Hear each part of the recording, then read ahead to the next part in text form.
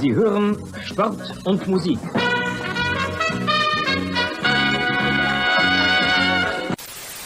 John Brooks for the USA! Das Spiel ist aus! Deutschland ist Weltmeister! In a world where fans fight over whether to call it football, or soccer, two German men defy the odds and call it Fußball. Bringing you inside the German-American Fußball experience. And now, here are your hosts, the Schnitzel Boys. Yahoo! It's Schnitzel Night! Yay! USA Hour!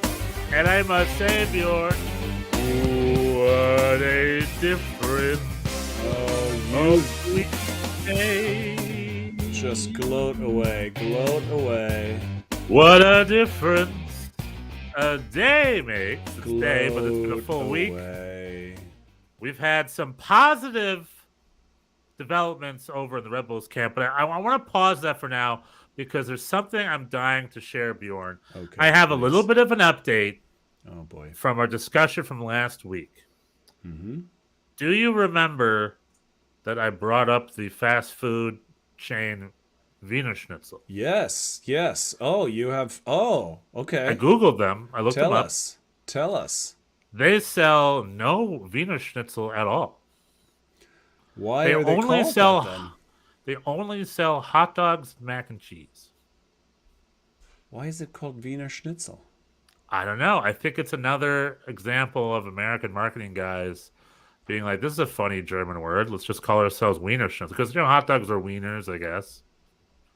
But if you look at the menu, it's just a bunch of different really good-looking hot dogs, including some veggie dogs. I'm probably going to go. There's going to be a part 3 to this. I'm probably going to go and check out their veggie dogs, see what's going on. But they sell no Wiener Schnitzels at all. It's just a giant sign that says Wiener Schnitzel, and you go in and you can get a hot dog and fries. That's all you can get. Typical American, German bastardization of German things. I don't know what to say. Which brings me up to my first job outside of college. My first job out of college, Bjorn, was working as a puppeteer for a puppet company. Ooh. Wacky times. And that puppet company was called Das Puppenspiel Incorporated. Oh, very straightforward. Very straightforward. Very on the nose kind of name. Why now, as I bring this up, we were based in Buffalo, New York. Mm-hmm. We toured and we did live Bunraku puppetry and live concert halls with live orchestras. It was a lot of fun.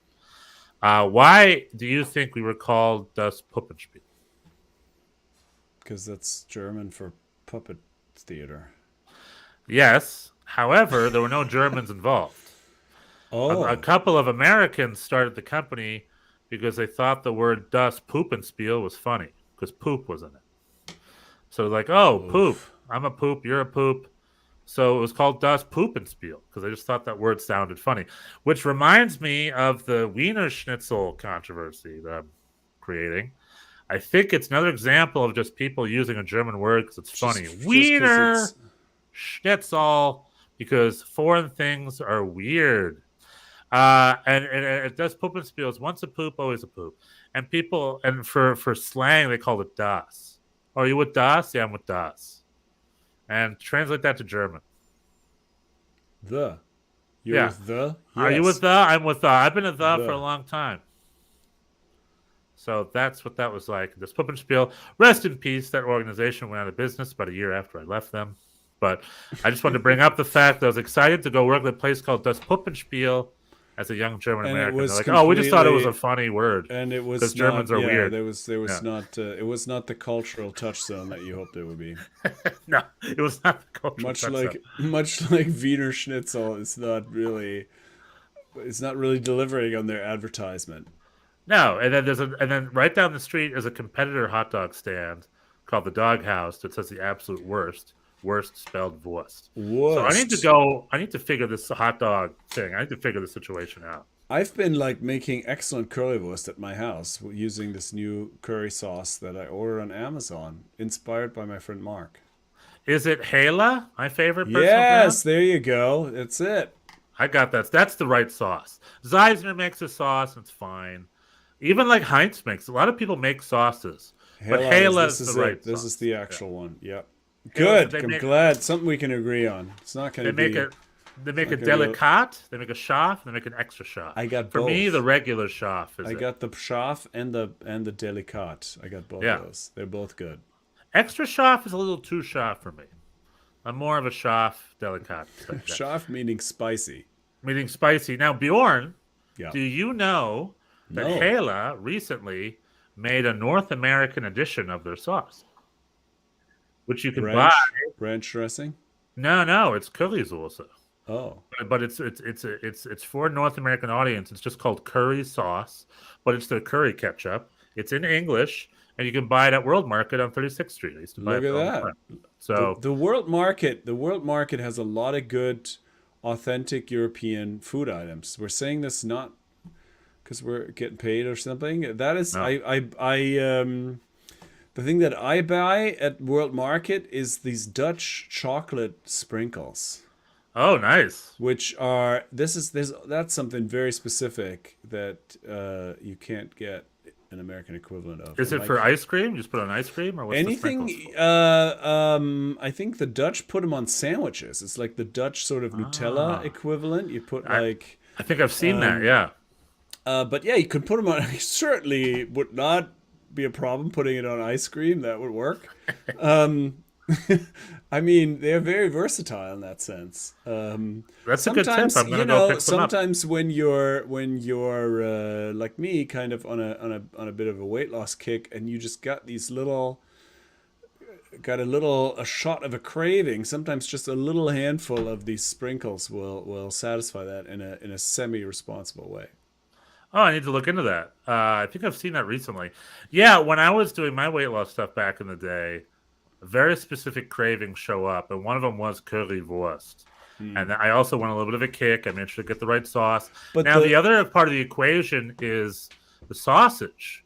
That's probably the most difficult thing to get your hands on is a real Well, currywurst I or have chickenwurst. I have a recommendation for that too.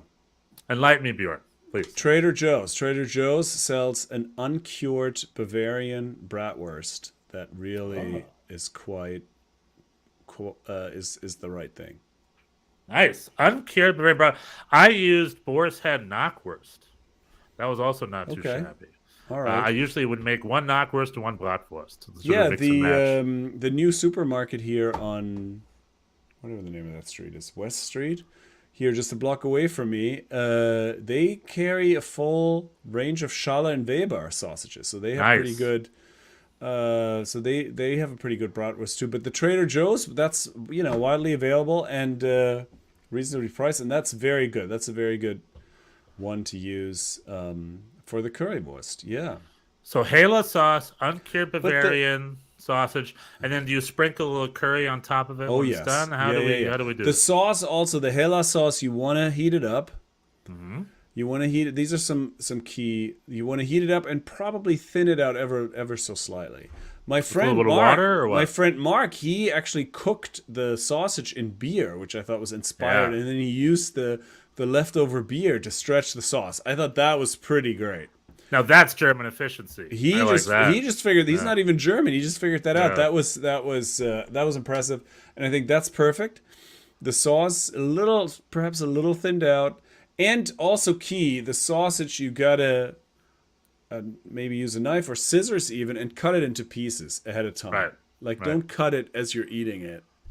It's part of the experience. Now Yeah. there's nothing. That could completely be part of a sensible diet. There's nothing bad about any of that. There's no Part of my diet. I think if you if you go too heavy on the fries, that could be a problem. But the currywurst in itself is a completely nutritious and delicious food option. Well, I'd argue maybe the sauce itself isn't the most nutritious sauce. There is it's probably a little high on the sugar if you eat too Yep. much of it. I guess that's fair. But who cares? You're not eating currywurst because you're dieting. You're eating a currywurst to eat a currywurst. Well, I'm saying it's better if the choice is between currywurst and a tub of ice cream. The currywurst is going to be the better choice. Now, at this household, the choice is both currywurst first, tub of ice cream second. That's sort of the Stefan Schnitzel choice. Yeah, I mean, listen, you should do it any way you want. I'm just saying if you're like, I was trying to walk up a bunch of mountains earlier this year, so I needed there to be a little less of me. Yeah, but now that's done with, now you can eat a currywurst, so you get the reward either way. The trip got canceled. I could have been fat all this time. That's my philosophy. I was on a weight loss kick and it was fine, but then I just got bored. I'm like, you know what I love doing? Sitting on my couch, eating chips, and playing the new Zelda game. I'm just gonna do that. There you go. There you go. Pursue pleasure, avoid pain, Bjorn. That's how I live life. It's important to know what you love. It's important to know what I love. Make peace with that. Make peace with it. I think that is important. I agree. We were already going long, but this is the USA Hour, so I want to bring it up. And it's do you want to? I don't want to spend that much time talking about that fucking derby. Do you? I don't know. This is. We'll talk about it in a second. I talk about currywurst for another hour before talking about that game. Yeah, that's called the Currywurst Brothers Hour. But anyway, we will talk about that in a second. Let's talk about. But anyway, on Reddit, on the U.S. soccer MLS Reddit boards where I hang out at sometimes, every 3 weeks someone will ask, "Hey, why does everybody hate Alexi Lalas? What's up with the Alexi Lalas hate?" And then 300 comments and blah blah blah. Anyway, this week I don't hate Alexi Lalas. Well, that's not the point of what I'm bringing that up. Oh, so don't worry about that part. I'll take it back then. And also, I might change your mind in a second. Anyway, people like LOL, blah blah blah, this and that. So I went on Twitter and I copied his latest tweet and I showed it to the Reddit guy. I'm like, this is why people hate Alexi Lalas. His latest tweet was someone asked him at the time, the it was 3 weeks ago. thing. Someone asked him what his favorite pizza was of all time. And he said Little Caesars, but the one from when I was a kid, the old school one, which I remembered. I used to eat Little Caesars at Kmart's when I was getting my hair cut. It's a really crappy, cheap old pizza, and it's the best pizza he's ever had. And it just like that's troll 1000%. I mean, he lived in Italy for 2 years, Bjorn. He was the general manager of the New York Metro Stars. He's been to New York City. He went to Rutgers. Little Caesars. He went to Rutgers. So he must know what Italian pizza tastes like. He must know what New York pizza tastes like. But he said Little Caesars. And to me, I'm like, is he being real? Is he screwing with you? Daniel Young, mushroom and grilled chicken pizza. 100%. You know what I love? I love Hawaiian. Whoa. Don't just say 100%. Grilled chicken on pizza? The pizza. Of course. What? What's wrong? Why, of course grilled chicken goes on pizza. What other type of chicken is supposed to go on pizza? No chicken at all. Barbecue chicken. What about barbecue chicken pizza? Used to be my favorite. What? What is this, like some kind of California pizza kitchen nonsense? No, you hold on. Every New York slice place has a buffalo chicken slice. Come on. That doesn't make it right. They all sell like single-use plastic bottles of Fanta, and that's not good either. Well, I drink those too. It's the American Fanta, not the good Fanta. Not the German Fanta. No, I mean, I like mushroom. I don't know. Grilled chicken is not my first choice. No offense. We all have our own pizza situation. But Alexi Lalas, anyway, if you want to get into it with Alexi Lalas is just the most mainstream American possible. Like, but he just has the most middle of the road American corporate opinions. Well, he like likes everything what upsets people about Alexi Lalas is that he has this like business. He sees everything through a business and pepperoni and anchovy. Now there you go, Tom. What do you mean, there you go, Tom, with a more classic Italian choice. Yeah, nonsense. Well, nonsense. Pepperoni and anchovy. You go nonsense. No. You know what I love? I love Hawaiian pizza. I'm a ham and pineapple. Oh my god, the pineapple. I love pineapple on my pizza. I'm not even gonna get into the pineapple thing. I don't get that. It's a perfect mix. It's acidic and sweet with the tomato sauce. Pineapple works well on pizza. That's a gastronomic success, I'll say. Yeah, but you've anyway, been brainwashed by living in a town where there's California Pizza Kitchen at every corner. You're I like, got this from New York. you're like, Where did I oh, get we this need to from? have some kind of. Okay, well, all right. Here in California, I buy my pizza off Instagram from a guy from New Jersey who specifically makes New Jersey style pizza. He called it it's New York style, same thing. But because as you know, northern New Jersey is New York. I don't want to hear anything differently. But anywho, to update this Alexi Lalas, northern New Jersey is part of the New York City Another metropolitan wild area. take. Another wild take in an aside. Okay. When NYCFC goes to play in East Hartford, Connecticut, right, which they've done, They're not pretending More they're than playing once. in New York. it's a New York, but no, definitely not. But Connecticut is part of the New York City metropolitan area. People Oh, commute the from Connecticut. metropolitan area. Yeah, that's not controversial. Okay. Yeah, that's what I said. All right. I'm Anywho. sorry. I probably misheard. I was looking. Anywho. I was on take alert. Anywho, going back to this Alexi thing, Yeah. people keep replying to me. Someone Reddit replying, and won't you know it? Everybody loves replied- Little Caesars. I replied 2 hours ago, and I'm like, screw it. It's time for me to go get Little Caesars. So I ordered Little Caesars on the app. About an hour ago, I went to my local Little Caesars, and you put in a code, and you just take it right out of their oven. They put it in an oven for you.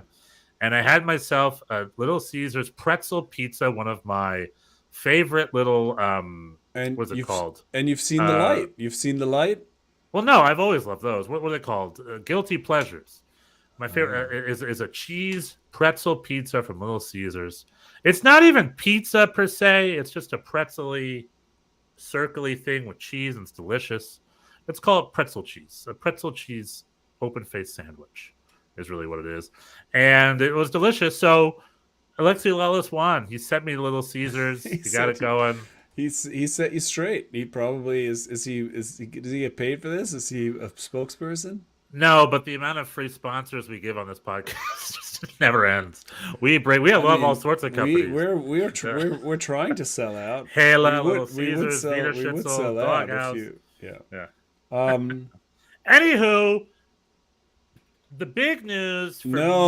me. No.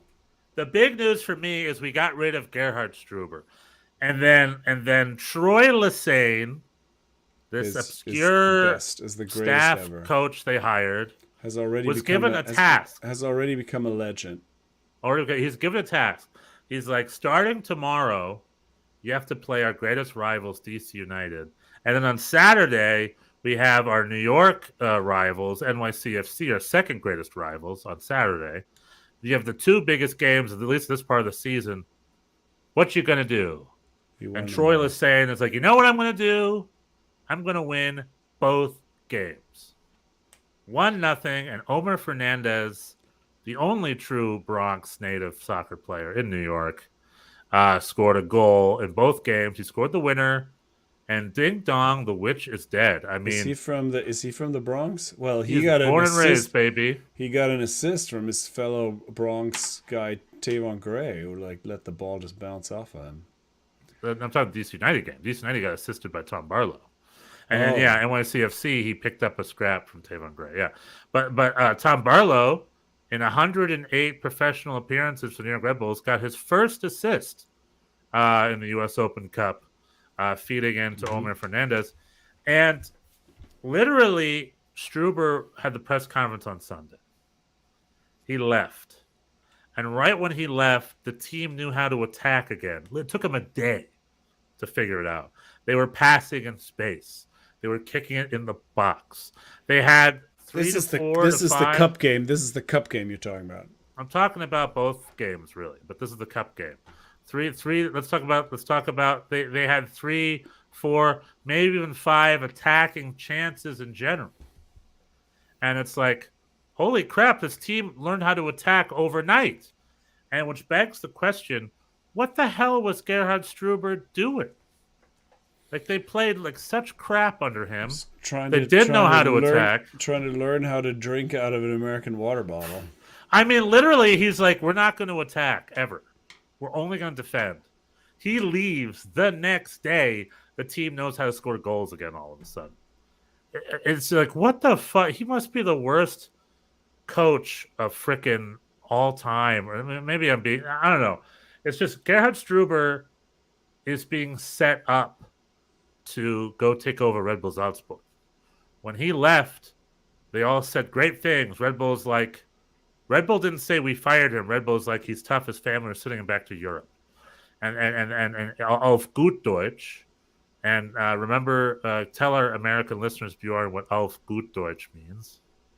Like it's literally in proper German. Yeah, in proper German, and what that means is in between the lines. Talking Turkey. Talking Turkey means Gerhard Struber is being set up for an Austrian gig by next season. Well, from Red Bull. Congratulations to him. Great, but if I'm that Austrian club, I'm be like, what the? Is that even a step up? Is that even a step up at this point? No, it's not. It's not at this point, and it's never been a step up. I mean, that's not true. I would say there hasn't been a step up in years. 10 It hasn't years been a step ago up was, in yeah. years. Yeah, 10 years ago. But what I'm saying is, like, I don't know what they see in him, and he is gone, and Troy Lesesne took over, and we are finally playing better soccer. We got 2 wins. It feels good. We got a good DC United win.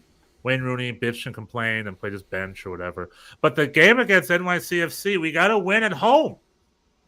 And it was a pretty good win. It was just 1-0.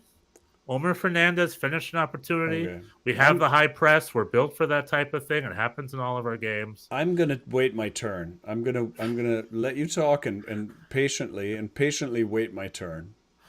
Well, all I'm going to say is it was a good game. We won 1-0. We held our lead well. It was a professionally done game. It wasn't a blow up by any means. But New York is red. Bjorn, what color is New York? It says right here, it's blue. No. Last time when NYCFC won, I came on this podcast dressed in NYCFC gear. Remember? Yeah, because you said ahead of time that you were going to do that. I made no such promises. What I'm saying, I'm not saying for you to wear gear, but what color is New York right now? It's only one color. New Jersey is red. No. New Jersey is part of the New York City metropolitan area. The Jets play there. The Giants play there. That's a non-starter for me.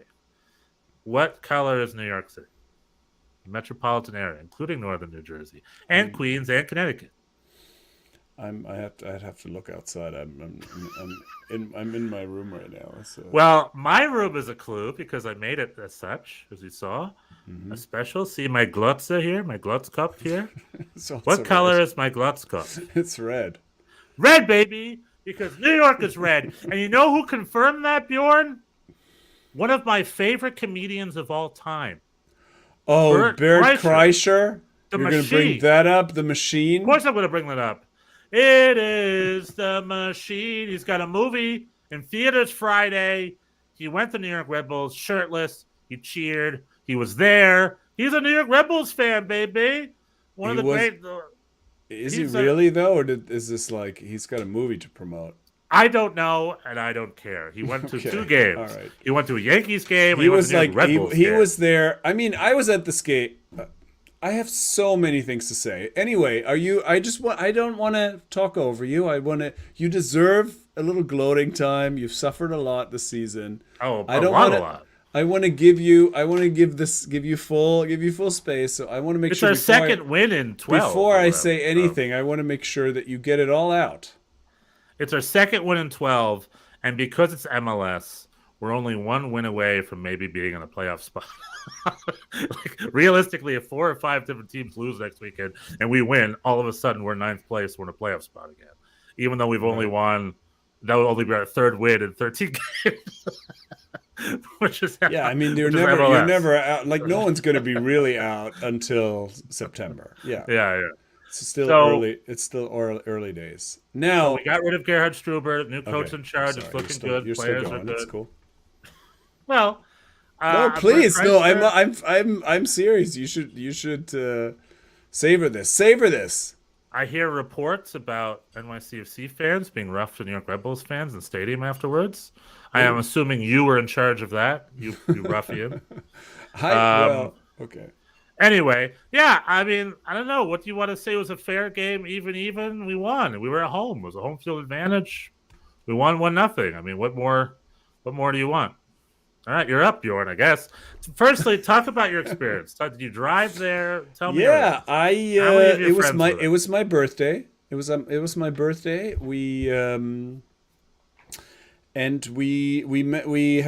dinner first at Iberia. Iberia is a place, the Ironbound, we've mentioned it. It's on the other side of the river from Red Bull Arena. It's the Portuguese Spanish district, a lot of great restaurants. The And parking Iberia lot usually serves as the tailgating spot. For the Red Bulls Iberia fans. has a big parking lot and you can walk to the stadium. So Iberia will let you park there and you can pay $10 and they'll give you a coupon that you can then use to spend at the restaurant. So you can park for free as long as you have some sangria.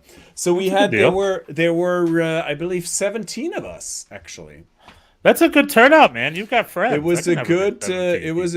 it was a good group. Pause real quick. I just want to do this piece by piece by piece. So, in addition to this whole story, I've been on the phone with ticket reps from the LA Galaxy and LAFC, which I'll get to more into in a minute. But remind me, what was the price of a suite at Red Bull Arena for It this was game? $10,500 for 17 people. Now, I got on the phone with LA Galaxy, and I asked for how much a suite would be at the Galaxy Stadium for a similar game, for this game. Guess what price they quoted me for a 12-seater suite? You told me, Oh. so I know the answer. Tell the fans. It was $1,000. It was $1,200. $1,200. Yeah. For a 12-person suite. I mean, now granted, food and drink are not included for whatever reason. I kept being This like, had how do we this get had that food. included? This had food included, and there was going to be. They were promising a player visit at halftime, which I wouldn't have been interested in because Yeah, but hold on, that's a $10,000 difference. it's $500. How much is this It's food? $500 per person. Yeah, for like food and drinks. I mean, even my friends can't drink that much to make that worthwhile. At a Galaxy game, you can buy platters for $100 each or something. So I think the That way it was works, crazy. you order I one don't or know. two I don't know platters who and- they're selling. I don't know who they're selling these sweets to. That was a crazy amount. I wasn't even. I mean, $1,000. I would have happily paid for our group. Anyway, so we went to Iberia where we spent much less than $1,000 for all of us, and yeah, where the food was good, the sangria was plentiful. There were other people. There was another party next to us with a woman whose birthday it was also, and we fist bumped, and they were extremely loud and drunk, and yeah, it was raucous. It was very fun. Yeah, people showed up. I didn't even invite all of my friends. I just the soccer people, and people showed up. No, it's great. That part was great. It was a great day. The weather was nice. We had great seats. We were behind the goal on the New York NYCFC side of things. It was a beautiful day. Red Bull Arena is a very pleasant stadium, I find. Yeah, I love it. Real quick, in the stadium, what was the red to blue ratio? I wonder if it was like 50-50, right? Or was it mainly red? No, they were more. It was definitely more red than blue, I would say. But our people were loud. There was a lot of. It was not sold. It was not very. No. I mean, this is gonna sound like sour grapes because we lost the game, but there is a sadness. There is a sadness about the Red Bull fan base. There's a lot of bitterness. There's a lot of angry, bitter people. There's a lot of people who seem to like they just come for these games. They only come when NYCFC is visiting. And they only wanna. I mean, a lot of people. You know, we had some teenagers. There were some kids. We had a mixed group. There were a couple people who had Red Bull gear in our group, so we were clearly sort of there for a good time. And there was a lot of hostility around us that I thought was, I don't know, had more of an edge than I would expect. I mean, we're all, everybody's up for a little banter but there was just a lot of glaring and just sort of in your faceness without a sense of humor. I usually feel that at NYCFC games, so it goes both ways. Okay. Well, of course you would. Go back to New Jersey, you dirty rats, or whatever. I hear that all the time. What? Well, I do not say that to people. I don't know. It's like I think a little banter is. It's always. It's always in the. It's always in the tone and the details. Like a little banter is fine. It's fine to behave a little poorly. I don't know. It's fine. Whatever. I don't even want to. I know you've had problems with Red Bull fans. I'm not saying this. This is not a Red Bull specific thing either. I know you've had problems with Philly Union fans. The Philly Union fans also were quite mean to us. In Montreal, also, yeah. You think I'm the common denominator? It's a soccer game, and they're away. They're different fan. I don't know. Like, it comes with the territory a little bit. Like, you can't be like everyone's mean to me, who are on the opposing. No. That's not what I'm saying. It's you get a vibe. You get a vibe most of the time. Are you wearing pants? Are you fully? Oh, I'm not wearing pants. I'm getting too comfortable. Sorry. I'm wearing shorts, but I'm not wearing pants. I'm glad you're enjoying this win to the fullest. I'm glad this is. I didn't even look at my frame. Yeah.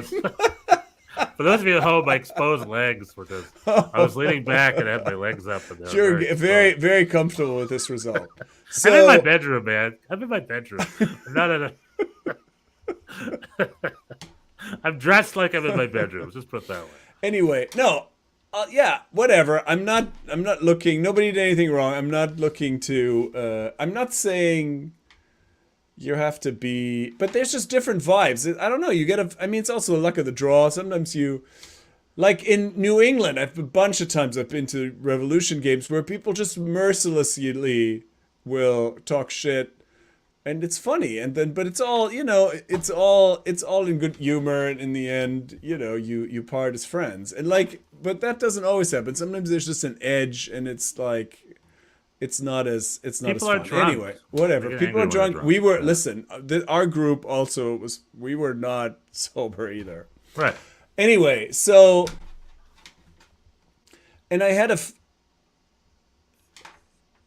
this game was terrible. This was a terrible game on every level. There were a lot of people in my group that don't go to a lot of MLS games, and this was not. And I'm the booster generally. I try to. This was no advertisement for Major League Soccer. This was a very poor game, and I say this without even the result taking that into consideration. They were both teams were extremely poor in the final third. I don't know what the XG was. It was like something like 0.25 to 0.32. It was very low. It was like 0.39. Like there was not. I'm looking at it from a different point of view, though.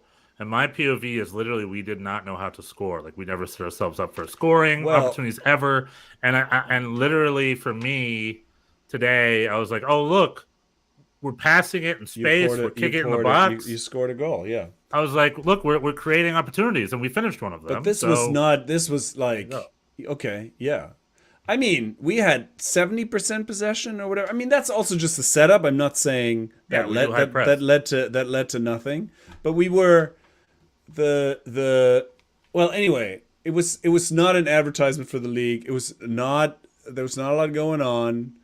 I sort of called this outcome even ahead of the game. I was like, yeah, this is gonna be two pretty toothless teams, and we're gonna give up a soft goal and we're gonna lose the game. That was my prediction, and it wasn't set. I said set piece. We're gonna give up a set piece goal and lose the game. It was not a set piece goal, but it might have well been. It was like a pretty aimless cross that then bounced off of Tavon Gray, and the shot, it was a good shot, but, our goalie, Luis Barraza, our new goalie, has not done much wrong this season, but he is a little shorter than most goalies, and in this case, I think that really made the difference. I think a regular-sized goalie maybe saves that. Anyway, whatever. Okay. You're... Carlos Campos is rolling in his grave. I know he's not dead, but...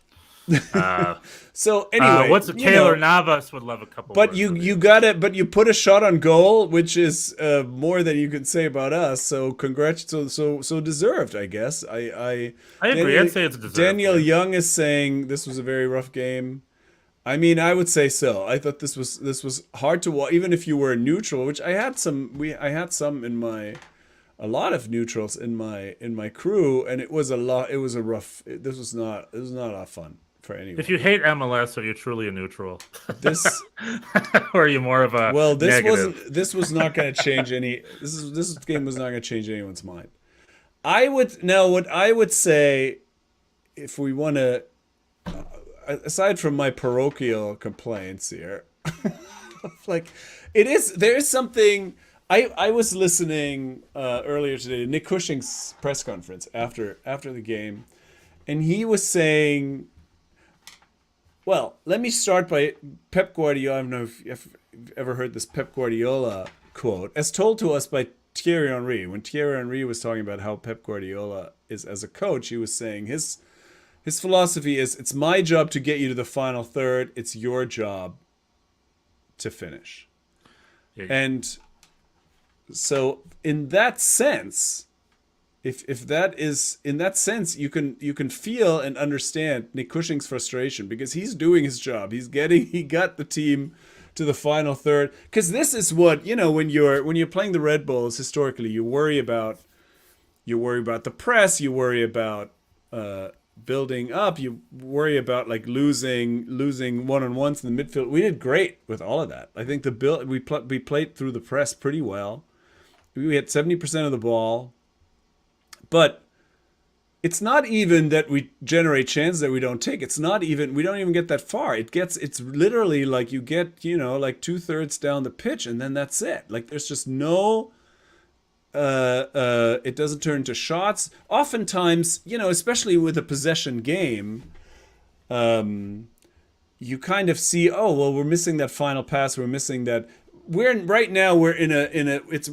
like two. We're missing two passes. We're like two steps removed from creating any kind of danger. But I understand from Nick Cushing's perspective, and I totally do not support anyone who's saying, oh, he should be fired, blah, blah, blah. I think this is not necessarily his problem. This is like, it's just not happening in the final. And I think some of it is personnel. I think we're a couple of people short. After selling Thiago Andrade, we have nobody. We brought Andres Jason in the 89th minute. That was our first sub who doesn't have a professional goal. I don't know if he has an assist. I love that name, by the way. I love that name. He's great. I love him. He's like, if you're protecting a lead, he's the guy you want to bring on. But like we don't have anyone to come off the bench. And Cushing was saying these are the guys that are supposed to score, and so I kept them in. We're a couple players short, but it's also the chemistry, the flow in the final third is just non-existent. And I know you all had some people missing. I think you played. We had more than some people missing. Yeah, you have a very injury ravaged squad. So props, defend it well. But this is like, we lost this game. I mean, it's not like. I think considering how many people you were missing, I think obviously there is a lot of positives to be taken and the result is great, blah blah blah. People were excited. That's all good. But it was a poor performance on our end. Like, I think we lost this game more than you won it. That's my take. That's a very NYCFC fans biased point of view. Well, I mean. Of course, bias clear. No, I understand what you're saying. I would say, this wasn't all of the equation. We beat DC United and NYCFC. This is 2 games in a row for us. Okay. Coming off being hopelessly aimless. Daniel Young is saying this could be a start to Red Bull going on a run. We'll see. Troy might be the savior. You made this much, and you're getting people back. You're Dante getting Van Zier's reinforcements coming back. You're getting reinforcements, so this could the better times are ahead for sure. Oh well, I hope so. We'll see. But it goes to show you the atmosphere in that locker room was toxic, and I got rid of Struber and immediately fixed it. It was just like fixed. Back to our old way. All right. We have a lot of yeah. injuries. Okay. No. Okay. Yeah. That's all fair. I don't know. I haven't seen the Red Bulls play a lot.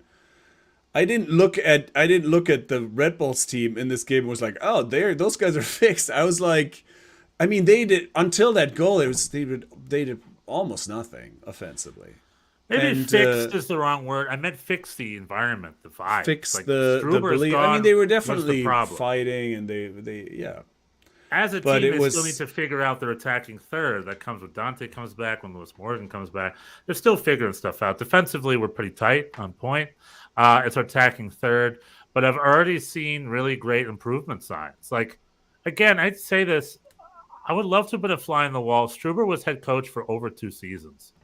And during that entire time, the team didn't know how to score goals ever. And I'm like, you're supposed to fix that, right? It's like soccer teams have to score goals. You know that, right? Like, and I don't know if he did. So when he left, I love that Troy Lesesne, just a regular dude, is like, all right, let's figure out how to score goals. And then I already saw the positive signs in that direction. So it's just things and the Red Bulls right now they had a very, very rough start to the season. And it's looking like that change necessary. We got rid of Struber, and things are now going to slowly, hopefully, knock on wood, fall into place where we'll go back to our old ways of making the playoffs every year. So I'm hoping to make playoffs again. Daniel Young was a beautiful goal. NYC had chances, but Nick Cushing could have his job on the line. Makes me wonder why we don't sign a striker like CJ Sapong. CJ Sapong would be a great striker. On the broadcast, they talked about the long-awaited number 9, NYCFC's hot new number 9 everyone's been talking about. Who knows who it'll be? I mean, we need somebody. I mean, it's at this point where it's more than that. We need another winger, and we need another defender. I think we're like probably two or three. And I mean, I think Spoiled. New York What? Red Bulls fans, we don't have any of those guys. You guys are spoiled. Kidding me? We don't need any of those guys. We just need a couple academy kids that, Dylan Nealis will do whatever you want. He'll be your right winger. He'll be your left winger. He'll be your center back. He'll be your left back. He'll be your forward. Whatever you want. All right? You signing players for their positions, that's a first world problem. You guys are so spoiled. All right. Well, maybe we are. I mean, we'll see. Maybe I'm those being days are over. We'll facetious. see. See who's coming. I don't know. Yeah. I know. I know they're trying. I mean, I don't think it's not happening. The team, they take their time. They do not do panic. They do not do like, oh, we'll just get anyone.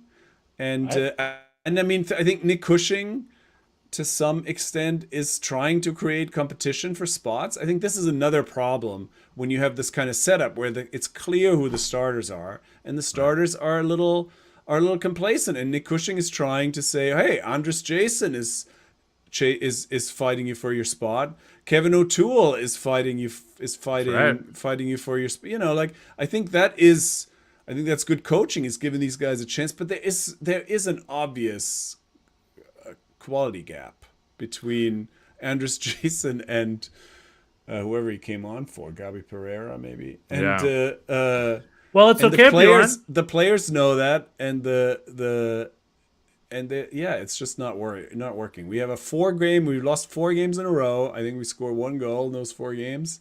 And we get another, and this endless road trip comes to an end finally on Wednesday in Orlando, and then we're going to be back at home.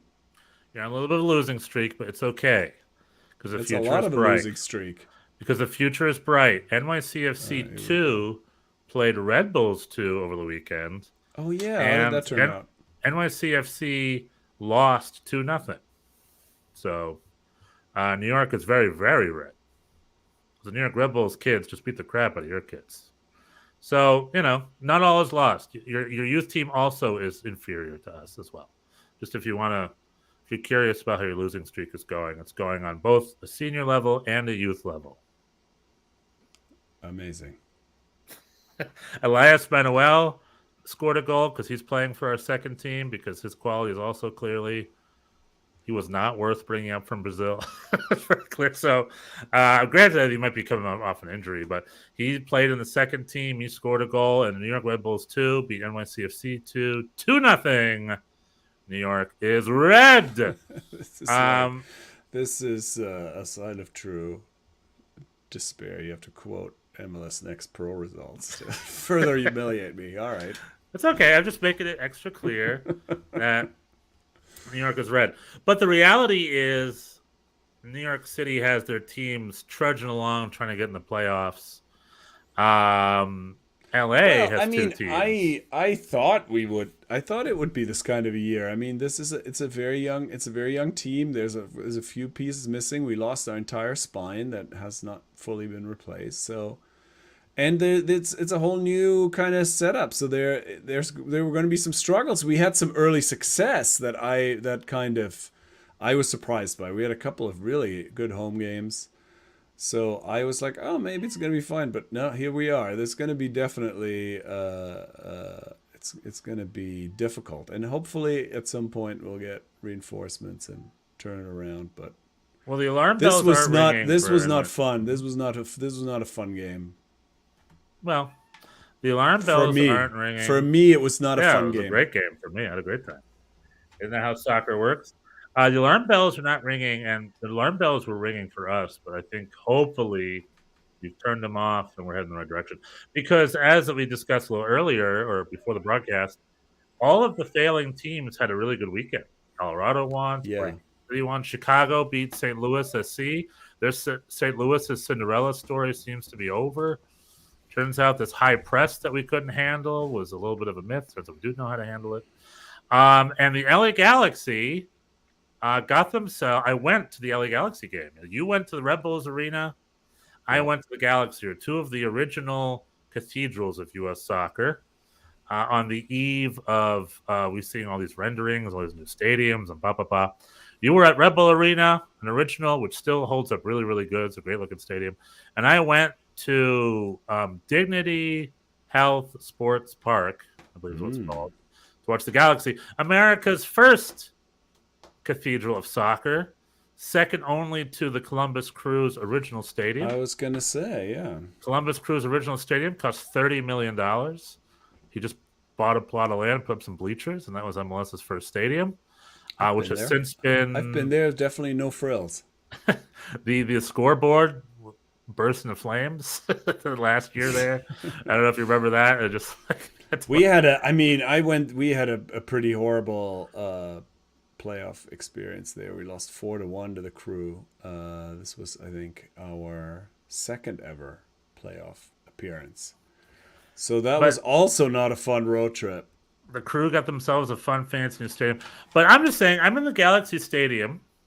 Also looks fun and renovate a little bit. But the Galaxy is a 27,000-seater stadium. And if I'm not mistaken, it's still like the biggest soccer-specific stadium in the league. You know, like Seattle, Atlanta playing football stadiums and stuff. But as far as like a stadium built for soccer, the Galaxy, which is the second oldest behind the Crew, but now the oldest active because that stadium isn't used anymore. It's the oldest active stadium and the biggest stadium, which I find to be so interesting that since 2003, no team decided to build a bigger stadium yet. So I don't know. It's just a thought. I'm not necessarily saying it's a good thing or a bad thing, just a thought. But I went... the Galaxy, talk about attacking. I mean, Chicharito missed one opportunity after another. By minute 10, there was like 3 sitters in the box they missed. But at the end of the game, they won 2-1. It was a fun game. But I want to talk a little more about the atmosphere as this ever-going LA Galaxy soap opera continues. Now, I have some footage, but unfortunately, I didn't compile it. But pretty much, I got free tickets because it's my birthday, so I went. Happy birthday to you. Thank you. Stadium was like half empty at best. I freely moved around. I sat in 3 different sections. I snuck into the premium section for the second half, and I watched from the premium seats, which are padded seats where there's a little QR code where you can scan on your phone and have food brought to you and stuff like that. Anyway, the game was quiet, and I could hear one crew of folks loudly and clearly. It was the San Jose Earthquakes fan. I heard them from the fan section, and I was like, oh, San Jose. I forgot their game, but they're very clear San Jose, their song, San Jose Earthquakes, and the Angel City Brigade, who have since ended their boycott, because remember, the fan groups are boycotting games. Right. No, Angel City Brigade because their tax bill is paid by the club. That's sort of the rumor on the street, which we also brought up earlier. Oh boy, They showed up. Reddit conspiracies. The they showed up, and they all just stood there. And for the first 12 minutes of the game, they were quiet. No hopping, no singing, no jumping, no noise. They were all like this on their phones in the stands. This was like an organized thing, or this is just how they... I didn't know what was going on. I was like, what is going on? Did they say they're going to come, but they won't make noise? Something's going on. The only thing you can hear... Because I went last month, and last month everything was quiet because no one was singing and dancing. The fan group was empty. Now there's one fan club there. Because San Jose, not that far, they traveled. They traveled. They had a little bus, whatever. They were literally the section right above me. But in the 11th minute, I want to say, or the 12th minute, all of a sudden they started yelling, cheering. They brought their drums out. So it was another like weird, random 12-minute boycott demonstration. 12th minute maybe references the 12th fan. Drunk with power. These power. fans, they're just like, we're just gonna fuck with you. I know. We're gonna not say anything from the 52nd to the 63rd minute. Well, no, I think they were quiet till the 12th minute, and my theory would be that the 12th man is the crowd, right? And not the 12th man. Oh, high concept. Yeah, that was. I could just be making this up. It's just my observations. You're probably right. But then when they started singing and bouncing and dancing, the whole crowd livened up, and it worked. Like, kudos to them. It was a clear difference because I didn't know what was going on. I was just like, why is it so weird and quiet for 12 minutes? All of a sudden, everyone's cheering, everyone's hopping. All of a sudden, it's a soccer game again. And the Galaxy went off and won the game. It was the first game they won all season, I think. Or one of them, maybe the second game. No, they had won another one. But yeah, that's good. Good for them. So they proved their point. They're just like, you need us. And you need us. And this is what we need. Now, granted, what you just said... I guess I don't know if you're still undecided whether they're spoiled or not, or whether you support this boycott or not. Seems like you're not really supporting what they're doing, which is whatever. I kind of get it. I have. I don't know. I don't know that I have an opinion. I guess I think all I've said, and I would say that again. Like it would take a lot for me to do that. I think. Well, they've been through a lot for me to. Now, granted, as a New York Red Bulls fan, I'm like, oh, you haven't won in 10 years? Boo-hoo. B-O-O-H-O-O, right? But, they're standing their ground. They're doing their thing, and there's a little infighting going on. The other groups still aren't at the stadium. This is the only group there, and this is the choices they've made. And I just wanted to bring that up. The game itself was fun. I missed the first goal because I was walking around the concourse trying to find a pretzel. Everything closes... Everything closes right at the end of halftime. Is that weird or am I wrong? Yeah, that's everything was closing. Like I walked around, all the things were closing, and I was like, "But I want a pretzel." I had to grab a pretzel. Pretzel? But he was closed. Where are the pretzels? Exactly. I'm like, "Dude, you got a pretzel?" And he was closed. What if I need a pretzel in the second half? Exactly. Am I crazy? What am I supposed to do? At Yankee Stadium, is everything closed when the minute halftime? No, they stopped ends? selling alcohol at the 7th inning or something, or 8th inning. No, I mean during a soccer game. I don't know when they actually. It's interesting because I don't usually after halftime. That's it. Like I don't go back out looking for pretzels. Nah, me too. But I don't know. I'm gonna keep an eye out. Maybe that is a thing. I'm not. It just goes to show you how much a neutral I am. I that's the first time I've ever walked around the concourse during the second half of a game, because it's like whatever. I wish them the best. Anyway, I've got a hankering for pretzels. You're like, what are the food options? What are the second half food options? Turns out there aren't any. So I don't know. That was a little observation. So that was my little trip over. Once it's the second half, you're supposed to watch the game or go home. Yeah, something like that. Anyway, that was my LA Galaxy experience. I bought an LA Galaxy mini package, so I'll be going to a few more. Ooh. And I have a conversation with the LAFC Ticket Rec next week because I put a deposit down for season tickets. I don't know if I told you that. Oh, you did not. Congratulations. You're officially going to be an LAFC fan.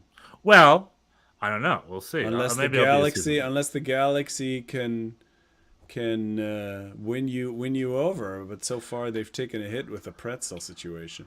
They've taken a hit with a few things. The Galaxy ticket rep was one of the weirdest conversations I've ever had on a phone. Why? What did he say? Oh, God, should I even get into this? I mean, forever, the Galaxy ticket people are on point. They email me every day and blah, blah, blah, blah, blah, blah, blah. And it worked because I bought myself a mini package from them, which I should not have. It would be much cheaper for me to go these next 3 games on the secondary market, but whatever. I'm here to support them. Might as well. My NYCFC ticket rep, McKenna, is a rock star. She's the best. Excellent. Anyway. This guy's name is John. And the LAFC ticket rep, you know what his name is? John. I got the 2 Johns. I got Galaxy John and I got LAFC John. And they don't know this, but both of them are. Wrestle. You should have them wrestle. They kind of are because they're trying to get my money. LA Galaxy John, after many failed attempts of calling on the phone, finally got on the phone and he misunderstood everything I said. He just didn't really answer questions properly. And he was a little weird. He couldn't really give me a picture. So I have a phone call with LAFC John on I think we're supposed to do it today or tomorrow, maybe tomorrow. And we'll see how it looks like with LAFC. So but you already put some money down. I put a deposit down. Yeah. So how much is that? $100 for the upper bowl. You put $200 down for the lower bowl. So I'm going to try to, I'm looking at maybe getting 2 of the cheapest seats in the upper bowl, which are not cheap. I think they're going to be at least $800 a seat for the season. And which is twice the price of the Galaxy tickets. But with my spare seat, I can A, bring a friend, or B, try to resell them, and whatever. We'll see. Get rich. I would just I've never had. Are you going to also wave a German flag the whole time? I mean, I'm definitely going to go say hi to my buddy Mike, our buddy Michael down there, and say hi to him. But I'll leave the flag waving to him. He's got good forearms. Me, I need pretzel. I need pretzel forearms. That's no joke. That's no joke. The whole time. Yeah. Well, anywho, so that's me and my LA. So I'm still a neutral. I'm still a New York Red Bulls fan till I die. But LAFC with their Bayern München partnership, and certainly when you're playing us, Timothy Tillman, and no, just in general, I love Red Bulls, and I hate all the Red Bulls hate. And what I will say, the whole sadness thing, I'm not going to call it sadness. There is. Because here in LA, it's the same thing. Galaxy fans versus LAFC fans. It's like a cousin scenario. There is a OG MLS fan versus new MLS fan undercurrent. Like with the NYCFC fans. It's like, what was wrong with the Metro Stars? There was a team in New York. Go be a fan. I made some attempts. It just didn't take. Same with the Galaxy. It's like the team's been here for years. An LAFC fan. I have an LAFC fan at work. And he's just like, yeah, LAFC really captured the city, and they're my team. I just never really hit it with the Galaxy. But what they're saying is LAFC has nicer players, newer stadium, shinier things. The soccer is still the same. Soccer. And MLS was what it was, but that was the point. It's they did their best. It's like, go support the league. The original fans are why the current fans exist. Without us, there is no league, there is no you. So there is an undercurrent of us being the real fans and you being the plastic fans. I'm not saying you specifically. I think that's fair. I mean, I think there's, I think that's.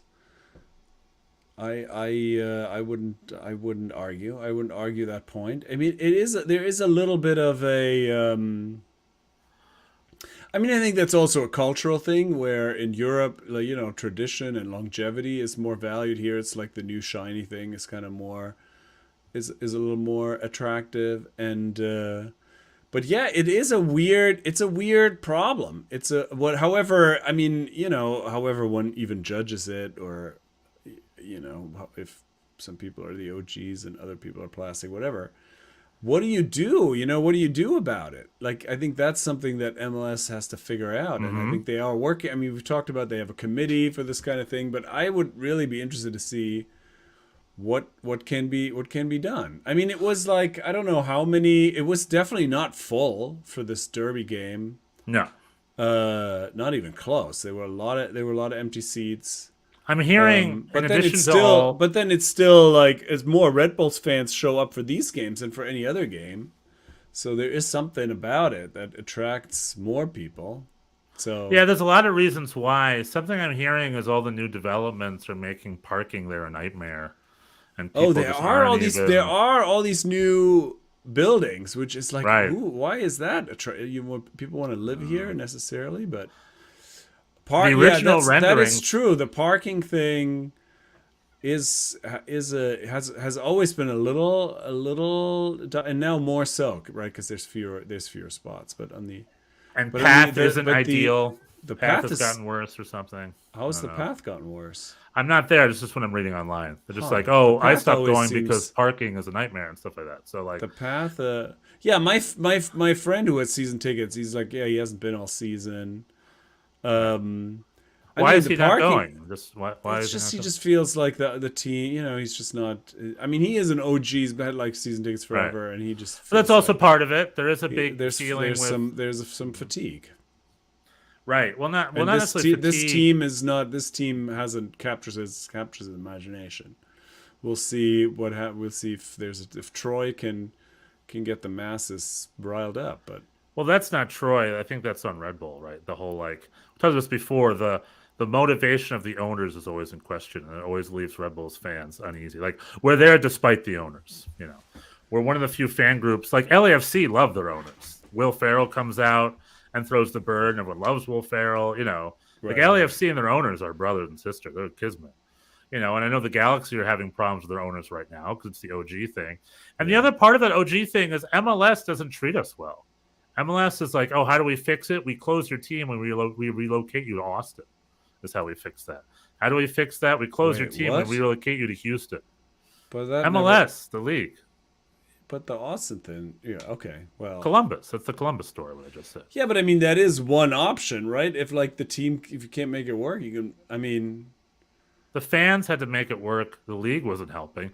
All I'm saying is No, the league that's could true. care less. The league would have no problem eliminating all the OG fans and replacing them with entirely new fans. I think they would have no. The league right now would love to shut down probably Red Bull New York and Columbus Crew and Real Salt Lake and San Jose what? Earthquakes. Just shut and him down, like just contract. relocate them to bigger markets and better markets. I'm sure of it. I mean, they're just suits. If Garber had his wish, he'd probably relocate San Jose to San Diego or something. Like I said, we've done the Columbus to Austin relocation. He would shut down Yeah, the but Red that Bulls, didn't- maybe that replace them didn't with the go New York well. Cosmos or something, What? and move them into the city. Sure. The Cosmos aren't even a thing anymore. So, I'm not getting specific. I'm saying like, you understand what I'm saying? The league sees the OG as like they don't treat them super well. They see them kind of as a problem, and they're all about the sort of newness of all the new clubs and the new exciting stuff. And that's a layer to it as well. I mean, ask any but OG it's also club. it's a chicken and egg thing, no? It's like, I mean, if there was more momentum, then the league would. I mean, the league. Yeah, I don't know. Ask It's a Columbus tough- fans how they feel about it's- Garber and the Columbus Austin listen. situation. That was a terrible thing. I'm not defending was- that at all. But they had it was his behavior. It was like, hell yeah, I'll sell it to you. Well, We'll this was relocate also thing to Austin. I'll this get a was better driven. I mean, this was driven by the owner had a clause. He bought the team at a time when you couldn't give those teams away, so he had some leverage, and then but then but that turned out well though in the end. So that's a sign that the OGs do carry some weight, but you can't just but it's not like, oh, everything's fine except MLS is treating us badly. I mean, it's not, these teams are not doing well. The Red Bulls aren't doing well. The Crew still with the new stadium is not doing, I mean, I don't know precisely, but it doesn't seem like they are doing that great. It's like, what do you do? How do you get people pumped up for these for these teams? It's a difficult issue. Yeah, and also on a podcast over the weekend, I think it was Paul Tenorio or someone mentioned that, like, he talked about, essentially there was a podcast about fixing the New York Red Bulls and the Chicago Fire, which we didn't even get into. Okay, right. And, he's like, the Red Bulls came in at a time when the league was cheap and all sorts of stuff has happened since then. And the Red Bulls have not played ball. They haven't played catch up. They've been fine with the way they do things. And one thing he said that stuck out to me, which I brought up before, is like the New York Red Bulls has one of the thinnest staffs in the entire league, just as an organization. They have like half a staff that like an Atlanta would have or Seattle would have. And that's very telling onto how they view their philosophy on running things. So you think they should sell? Do you need different owners? Well, the New York Red Bulls fans have wanted different owners since 2006, since they bought the club. And we've been saying that for years. I would be perfectly fine with different owners. A good local owner would be amazing. Or at least like a 50% stake, so you can have a local guy be more involved, but they can still have the Austria half of it, and whatnot. No, I'd be all about new owners. However, I'm not a Red Bull out guy. Most of the fans are big Red Bull out guys to hate the owners overall. I'm not, as long as they keep doing what they're doing with developing talent, I'd love to put a little bit more money and buy more senior players. But, I don't know. I'm not a Red Bull out guy. But most fans would probably disagree with me, and they're definitely Red Bull out folk. There are owners in the league that people are like, oh, cool. Like, look at the Seattle ownership group. Look at the LFC ownership group. Austin is like all the local owners and the ones with the celebrities, like Reese Witherspoon in Nashville, and I don't know. It's just you had the machine. You got the machine. The at this machine. game. Did you see him there? Was he on the megaphone? He was on the jumbotron for the entirety of the first half. I was like, what the fuck? There's a game going on. But yeah, and heard his Russian mafia story. And then I think, that's his movie. That's what the movie is about, right? That's what put him on the map. About this, yeah. At home, go on YouTube, look at the Russian mafia. So story. you're a fan. I'm not all that familiar with what he's doing. I did look at the trailer of it, so it was successful in that regard. The movie's gonna suck. I'm now considering watching this movie maybe. Anyway, so. Yeah, he was out there. Then he got tired in the second half. He just sat down. It seems like that man. Somebody should buy him a shirt. Like he doesn't seem to like to wear things. That's his bread and butter. No shirt, Russian mafia story. He makes, I think, $30 million a year off that story alone. Oh, so, congratulations to him. We need to come up with a story, Bjorn. Anywho. We're running late, and I just wanted to bring up our the Derby rant edition. The little teams are getting bigger this year, and the bigger teams. There's a lot of streaky teams in MLS. There's Miami was good, then they were bad. Now they're good again. St. Louis was supposed, according to the Transfermarkt guy, had cracked the code of MLS. I laugh about that every time I see the Blues. That's whenever somebody Manuel says Veit and Matt Doyle got into a fight on Twitter this week. Oh, you see that? Head to head. What happened? Going at each other. What happened? And Manuel Veit he said some tweet about how the second Bundesliga is vastly before you tell me anything, I bet I'm gonna be on Doyle's side. Are you sure? I'm a split the difference type of guy. Pretty much, Manuel Veit said the second Bundesliga, like the coaches and the players, are like way better than the MLS, and it wasn't because of like quality. It was just because their soccer IQ is just so much higher, or something like that, something crazy like that, with maybe a little bit of truth to it. And then Matt Doyle ripped them apart, and then Manuel Veit shared a tweet that Matt Doyle shared. He says, "This you." And Matt Doyle said the Phoenix Rising would win the Austrian Bundesliga. And I'm like, you two are both ridiculous. Both of you are nuts. But Doyle says this. When Doyle says stuff like that, he's trolling. Doyle is an MLS blowhard, and Manuel Veit is a Euro blowhard. And the truth lies in between the two of them. They need to, but I love it when they go at each other. It's like, look at these two idiots go. You heard it here first, folks. I think, yeah. All right, that's it. I got nothing else. Anyway, that's it. Tschüss. This has been the Schnitzel Boys USA Hour. Schnitzel Boys Derby Rant edition. New York is Red edition. Till next time. When do we play each other again? October? September? Can't wait. Something like that. You have that time to get better. I'm just hoping the New York Red Bulls start getting some W's. That's all I want. You gotta have a little empathy, Bjorn. It's you got second two. one of the season. You got a lot of victories recently that we did not. 2 in 1 week, but then 12 losses before that. We lost 4 in a row. I have no empathy. I'm dead inside. Wow. That's fine. All right, everybody. We got merch. Etsy merch. The Machine, starring Bert Kreischer. Theaters everywhere Friday. Oh my god. Yeah, not sponsored by them. Wiener Schnitzel, Currywurst. Tschüss, bis nächste Woche. Wiener Schnitzel, We have 99 subscribers on YouTube. Tell a friend. Come on. 3 digits. Come on. Let's go. Tip us over. Tip us over. Tschüss.